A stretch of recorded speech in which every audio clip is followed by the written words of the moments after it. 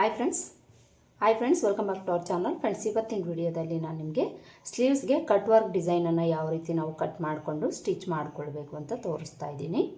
ಇಲ್ಲಿ ನಾನು ಈ ಸ್ಲೀವ್ಸ್ಗೆ 2 ಕಲರನ್ನು ಯೂಸ್ ಮಾಡ್ತಾ ಇದ್ದೀನಿ. ಒಂದು ಕಲರ್ ಬಂದು ಈ ಥರ ಪರ್ಪಲ್ ಕಲರನ್ನು ಯೂಸ್ ಮಾಡ್ತಾ ಇದ್ದೀನಿ. ಇನ್ನೊಂದು ಬಂದುಬಿಟ್ಟು ಬ್ಲೌಸ್ ಕಲರನ್ನು ಯೂಸ್ ಮಾಡ್ತಾ ಇದ್ದೀನಿ. ಈ ಪರ್ಪಲ್ ಕಲರು ಸೀರೆನಲ್ಲಿ ಬಂದಿದೆ, ಅದಕ್ಕೋಸ್ಕರ ಈ ಕಲರನ್ನು ನಾನು ಯೂಸ್ ಮಾಡ್ತಾ ಇದ್ದೀನಿ. ಈ ಪರ್ಪಲ್ ಕಲರು ನಾನು ಪ್ಲೈನ್ ಆಗಿ ಕೊಡ್ತಾ ಇದ್ದೀನಿ. ಯೆಲ್ಲೋ ಕಲರಲ್ಲಿ ಕಟ್ ವರ್ಕ್ ಡಿಸೈನನ್ನು ಕೊಡ್ತಾ ಇದ್ದೀನಿ.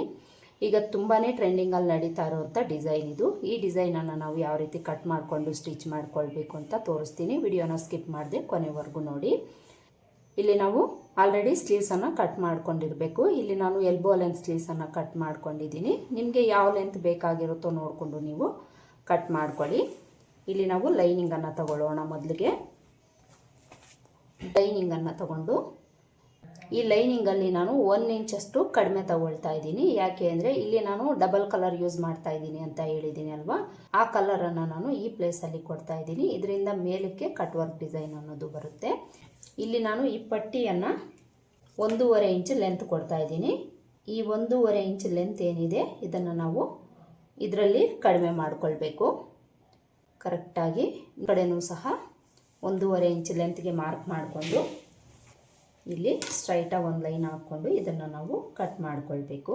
ನಾನಿಲ್ಲಿ 1.5 ಇಂಚ್ ಲೆಂತ್ ಮಾತ್ರ ತಗೊಳ್ತಾ ಇದ್ದೀನಿ. ಬೇರೆ ಕಲರು ನಿಮಗೆ ಜಾಸ್ತಿ ಬೇಕು ಅಂದರೂ ಸಹ ನೀವು ತಗೊಳ್ಬೋದು. ಈ ಥರ ಮಾರ್ಕ್ ಮಾಡಿಕೊಂಡು ಈಗ ಇದನ್ನು ನಾವು ಕಟ್ ಮಾಡ್ಕೊಳ್ಬೇಕು.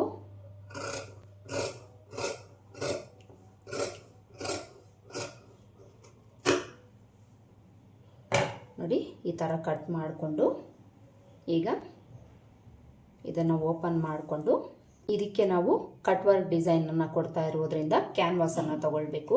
ಕ್ಯಾನ್ವಾಸನ್ನು ನಾವು ಎಷ್ಟು ತಗೊಳ್ಬೇಕು ಅಂದರೆ ಸ್ಲೀವ್ಸ್ ವಿಡ್ತ್ ಎಷ್ಟಿದೆ ಅಷ್ಟು ವಿಡ್ತ್ ತಗೊಳ್ಬೇಕು. ಲೆಂತ್ ಬಂದುಬಿಟ್ಟು 1-2 ಇಂಚ್ ಲೆಂತ್ ಇರೋ ಥರ ನೋಡಿಕೊಂಡು 2 ಪೀಸನ್ನು ತಗೊಳ್ಬೇಕು. ಇಲ್ಲಿ ನಾವು 2 ಸ್ಲೀವ್ಸ್ಗೂ ಕೊಡ್ತಾ ಇರೋದ್ರಿಂದ 2 ಪೀಸ್ ನಾವು ಕ್ಯಾನ್ವಾಸನ್ನು ತಗೊಳ್ಬೇಕು. ನೋಡಿ, ಇಲ್ಲಿ ನಾನು ಕ್ಯಾನ್ವಾಸನ್ನು ತಗೊಂಡಿದ್ದೀನಿ. ಇದನ್ನು ನಾವು ಈ ಥರ ಡಬಲ್ ಲೇಯರಲ್ಲಿ ತಗೊಳ್ಬೇಕು. ಡಬಲ್ ಲೇಯರಲ್ಲಿ ತಗೊಂಡು ಮೊದಲಿಗೆ ಒಂದು ಕಡೆ ಎಡ್ಜ್ಗೆ 1/4 ಇಂಚ್ ಬಿಟ್ಟು ಒಂದು ಲೈನ್ ಹಾಕ್ಕೊಳ್ಬೇಕು. ಈ ಥರ 1/4 ಇಂಚು ಬಿಟ್ಟು ಒಂದು ಲೈನನ್ನು ಹಾಕ್ಕೊಳ್ಳಿ. ಈ ಥರ ಲೈನ್ ಹಾಕ್ಕೊಂಡು ಇಲ್ಲಿ ನಾವು 1/4 ಇಂಚ್ ತಗೊಂಡು ಇನ್ನೊಂದು ಲೈನ್ ಹಾಕ್ಕೊಳ್ಬೇಕು. ಕರೆಕ್ಟಾಗಿ 1/4 ಇಂಚ್ ತಗೊಂಡು ಒಂದು ಲೈನನ್ನು ಹಾಕ್ಕೊಳ್ಳಿ.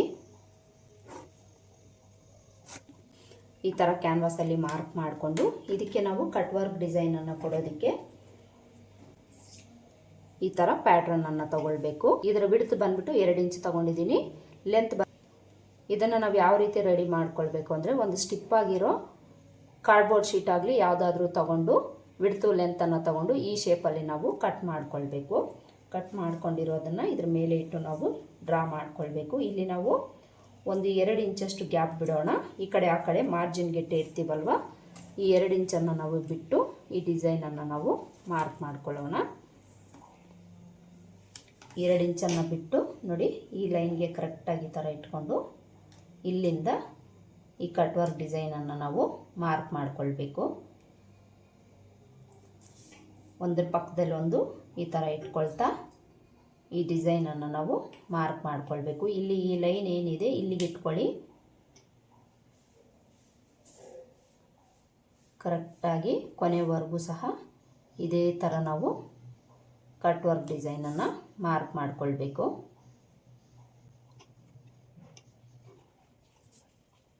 ನೋಡಿ, ಈ ಥರ ಕೊನೆವರೆಗೂ ಮಾರ್ಕ್ ಮಾಡ್ಕೊಳ್ಬೇಕು. ಮಾರ್ಕ್ ಮಾಡಿಕೊಂಡು ಈಗ ಇಲ್ಲಿಂದ ನಾವು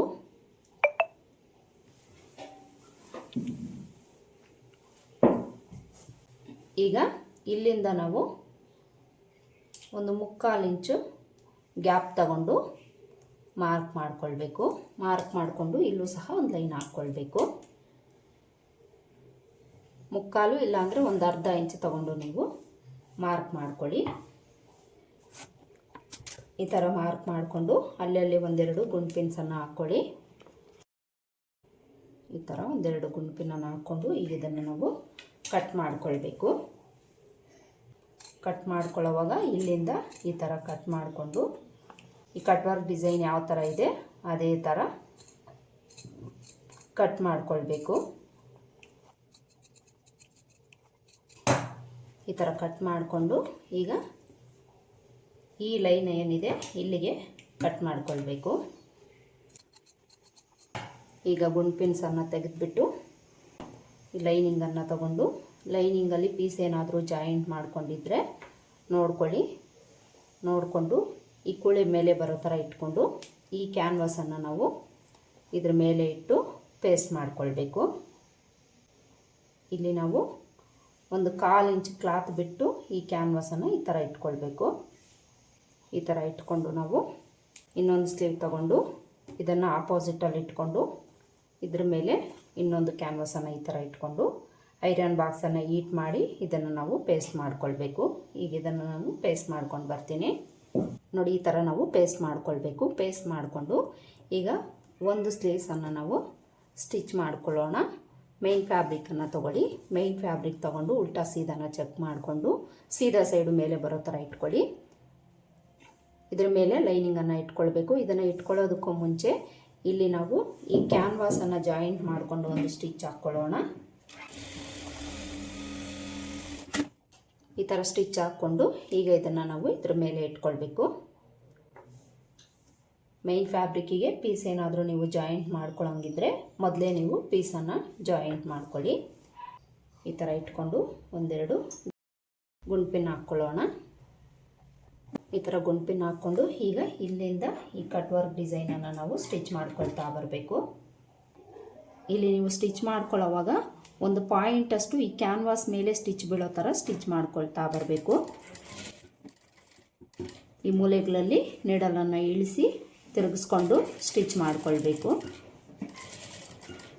ಈ ಶೇಪ್ಸ್ ಯಾವ ಥರ ಇರುತ್ತೆ ಅದೇ ಥರ ನಾವಿಲ್ಲಿ ಸ್ಟಿಚ್ ಮಾಡ್ಕೊಳ್ಬೇಕು. ಪ್ರತಿಯೊಂದು ಮೂಲೆನಲ್ಲೂ ನೀಡಲನ್ನು ಇಳಿಸ್ಕೊಂಡು ತಿರುಗಿಸ್ಕೊಂಡು ನೀಟಾಗಿ ಸ್ಟಿಚ್ ಮಾಡ್ಕೊಳ್ಳಿ.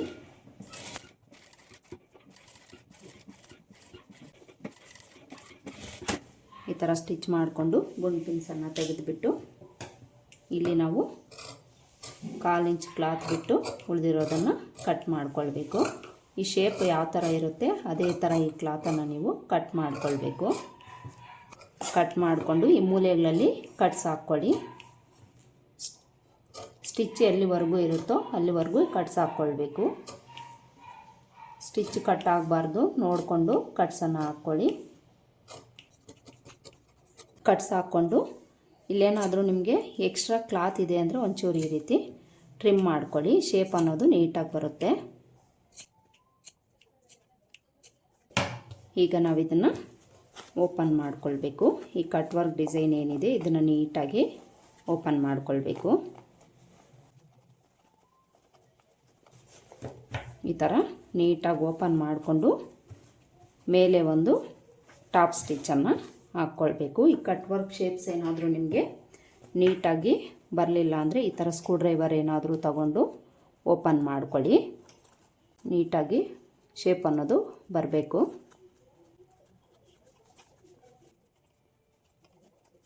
ಈ ಥರ ಓಪನ್ ಮಾಡಿಕೊಂಡು ಇಲ್ಲಿಂದ ಮೇಲೆ ಒಂದು ಟಾಪ್ ಸ್ಟಿಚ್ ಹಾಕ್ಕೊಳ್ತಾ ಬರಬೇಕು. ಇನ್ಸೈಡಿಂದನೇ ಹಾಕ್ಕೊಳ್ಳಿ. ನಿಮಗೆ ಇನ್ಸೈಡಿಂದ ಹಾಕ್ಕೊಳ್ಳೋದ್ರಿಂದ ಲೈನಿಂಗ್ ಅನ್ನೋದು ನಾವು ಒಳಗಡೆ ತಳ್ಕೊಂಡು ಸ್ಟಿಚ್ ಮಾಡ್ಕೊಳ್ಬೋದು. ಲೈನಿಂಗ್ ನಮಗೆ ಟಾಪ್ ಸೈಡು ಕಾಣಿಸ್ಬಾರ್ದು, ಅದಕ್ಕೋಸ್ಕರ ಒಂಚೂರು ಒಳಗಡೆ ತಳ್ಕೊಂಡು ನೀವು ಸ್ಟಿಚ್ ಮಾಡ್ಕೊಳ್ಬೇಕು. ಈ ಶೇಪ್ಸ್ ಕರೆಕ್ಟಾಗಿ ಬಂದಿಲ್ಲ ಅಂದರೆ ಆಗಲೇ ನಾನು ಹೇಳ್ದಂಗೆ ಸ್ಕ್ರೂ ಡ್ರೈವರು ಏನಾದರೂ ತೊಗೊಂಡು ಈ ರೀತಿ ಓಪನ್ ಮಾಡಿಕೊಂಡು ಸ್ಟಿಚ್ ಮಾಡ್ಕೊಳ್ಳಿ.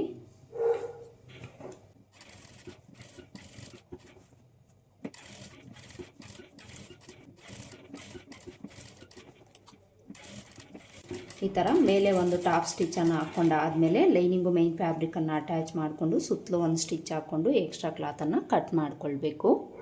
ನೋಡಿ, ಈ ಥರ ನಾವು ಕಟ್ ವರ್ಕ್ ಡಿಸೈನನ್ನು ಸ್ಟಿಚ್ ಮಾಡಿಕೊಂಡು ಸುತ್ತಲೂ ಒಂದು ಸ್ಟಿಚ್ ಹಾಕ್ಕೊಂಡು ಎಕ್ಸ್ಟ್ರಾ ಕ್ಲಾತನ್ನು ಕಟ್ ಮಾಡ್ಕೊಳ್ಬೇಕು.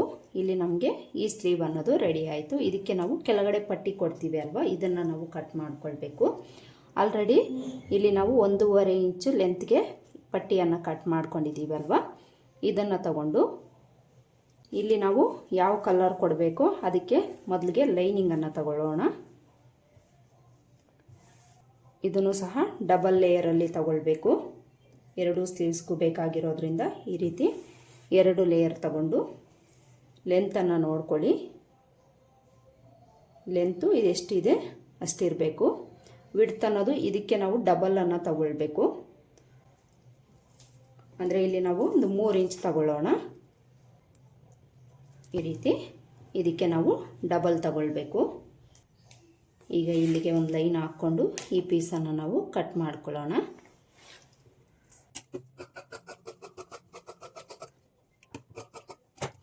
ಈಗ ಈ ಪೀಸ್ಗೆ ನಾವು ಮೇನ್ ಫ್ಯಾಬ್ರಿಕ್ ತಗೊಳ್ಬೇಕು.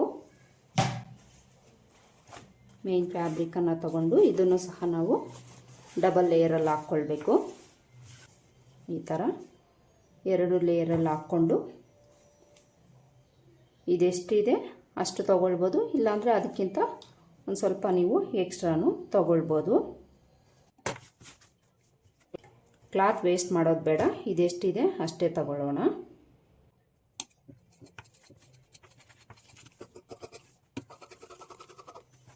ಇದರಲ್ಲಿ ನಾವೀಗ ಒಂದು ಪೀಸನ್ನು ತಗೊಳ್ಳೋಣ. ಲೈನಿಂಗ್ ಒಂದು ಪೀಸು, ಮೇನ್ ಫ್ಯಾಬ್ರಿಕ್ ಒಂದು ಪೀಸನ್ನು ತಗೊಳ್ಬೇಕು. ಇದಕ್ಕೆ ನಾನೀಗ ಎಡ್ಜಲ್ಲಿ ಥ್ರೆಡ್ ಪೈಪಿಂಗನ್ನು ಕೊಡ್ತಾ ಇದ್ದೀನಿ. ಇದಕ್ಕೆ ನಾವು ಲೈನಿಂಗನ್ನು ತಗೊಂಡು ಈ ಥ್ರೆಡ್ ಪೈಪಿಂಗನ್ನು ಕೊಡಬೇಕು ಈ ಕಡೆ ಎಡ್ಜಲ್ಲಿ. ಇದನ್ನು ನಾವು ಯಾವ ರೀತಿ ರೆಡಿ ಮಾಡ್ಕೊಳ್ಬೇಕು ಅಂತ ನಾನು ತುಂಬ ವಿಡಿಯೋಸಲ್ಲಿ ತೋರಿಸಿದ್ದೀನಿ, ಅದಕ್ಕೋಸ್ಕರ ತೋರಿಸ್ತಾ ಇಲ್ಲ. ಇಲ್ಲಿಂದ ನಾವು ಈ ಥರ ಇಟ್ಕೊಂಡು ಎಡ್ಜ್ಗೆ ಸ್ಟಿಚ್ ಮಾಡ್ಕೊಳ್ಬೇಕು. ಹಾಗೆಯೇ ಇಲ್ಲಿ ನಾವು ಥ್ರೆಡ್ ಪೈಪಿಂಗ್ ಸ್ಟಿಚ್ ಮಾಡ್ಕೊಳ್ಬೇಕಾದ್ರೆ ಸಿಂಗಲ್ ಫೂಟನ್ನು ಹಾಕ್ಕೊಂಡು ಸ್ಟಿಚ್ ಮಾಡ್ಕೊಳ್ಬೇಕು.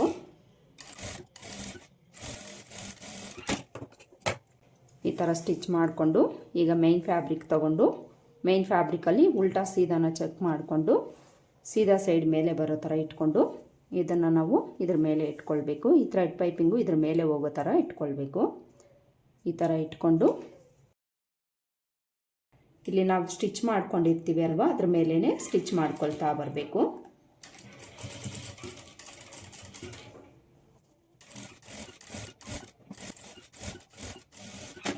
ಈ ಥರ ಸ್ಟಿಚ್ ಮಾಡಿಕೊಂಡು ಲೈನಿಂಗನ್ನು ಓಪನ್ ಮಾಡಿ ಲೈನಿಂಗ್ ಮೇಲೆ ಎಡ್ಜಿಗೆ ಒಂದು ಕಿನ್ನರಿ ಸ್ಟಿಚ್ ಹಾಕ್ಕೊಳ್ಬೇಕು.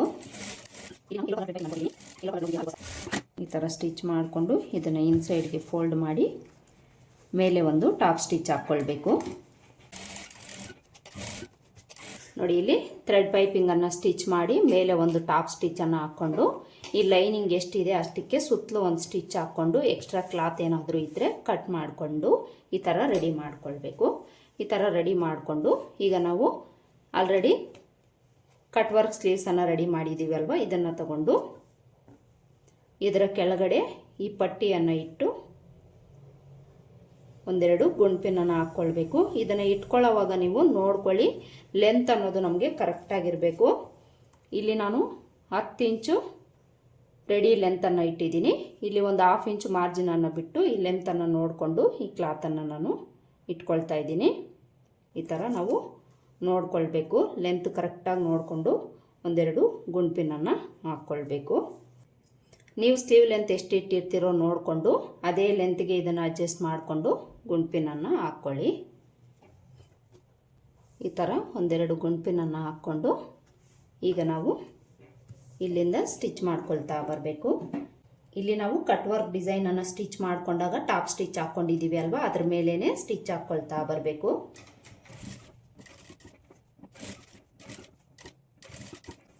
ಕಟ್ ವರ್ಕ್ ಡಿಸೈನ್ ಯಾವ ಥರ ಇದೆ ಅದೇ ಥರ ಸ್ಟಿಚ್ ಮಾಡಿಕೊಳ್ಬೇಕು.